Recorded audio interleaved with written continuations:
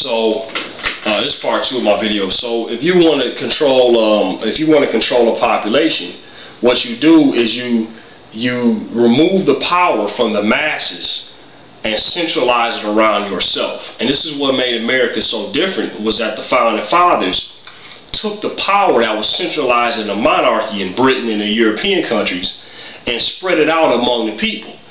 You know, even though back then they still, they still believed that, you had to be a white guy, a white male that was a landowner.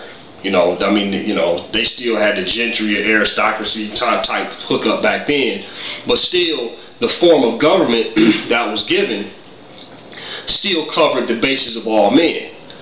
All men being having inalienable rights given to them by the Creator, stuff like that in the Bill of Rights and in the Constitution. So that power that was centralized mainly in the white males who were landowners here in America, the founding fathers or whatever, still spread out to everybody else. Eventually, the slaves, the people who were former slaves, black people, right? So what they did was they reversed the process, and they said, look, the people have to have the power because they're the best.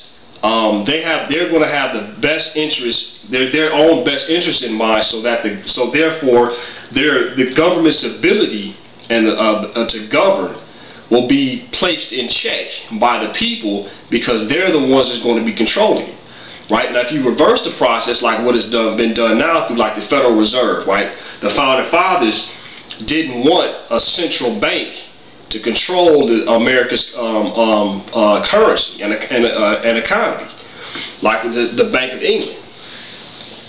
So what they did in 1913, they tried it several other times before. They reversed that process again. The ability to print money and to govern the financial system of America was given to the Congress. The Congress in 1913 gave it over to a private group of bankers that created the Federal Reserve, which centralized the ability to print currency here in America. It centralized that power, took it from the people and their representative government, the Congress, and put it in the hands of a few men who were autonomous from the U.S. government. Right? They didn't answer to the U.S. government. It was a private corporation. The Federal Reserve is a private corporation that prints America's money. So stuff like the Patriot Act, FEMA, all this other stuff is designed to take power from the people and centralize it around themselves. And they, make it okay for people to do this by dumbing people down, chemicals in the water, fluoride, chlorine, and all this other crap they put in the food. The educational system. I tell people the educational system is designed. It was designed to fail. Right? You teach people less and less about themselves as being divinely created creatures that have a connection with the entire cosmos, and the use of their mental faculties being diminished, and you take away their ability to see themselves as spiritual beings, i.e. taking prayer out of schools and teaching Darwinism, right? That we are just pieces of meat that came from a single cell amoeba somewhere, and that nothing, our actions don't matter, our thoughts don't matter, because this is all just an accident anyway.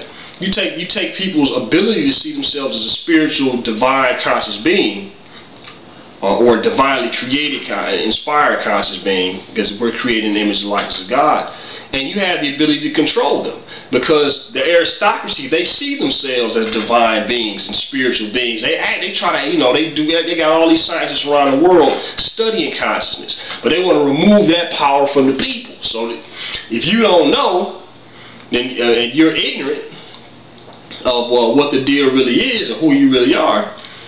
You have to listen to whatever I say and do whatever I want you to do.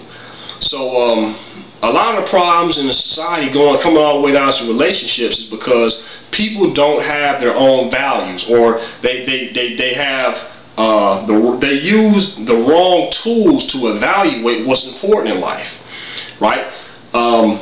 Most people, whatever their mother and father taught them, right, that's what they live by. They don't take the time out to evaluate what they were taught, if what they were taught as a young person is the correct thing to believe in or not. And subconsciously, we've all been influenced by television, music, popular culture, right? So a lot of people are acting subconsciously, doing whatever, whatever they feel like, what I'm saying, instead of what's expedient for them and proper as people.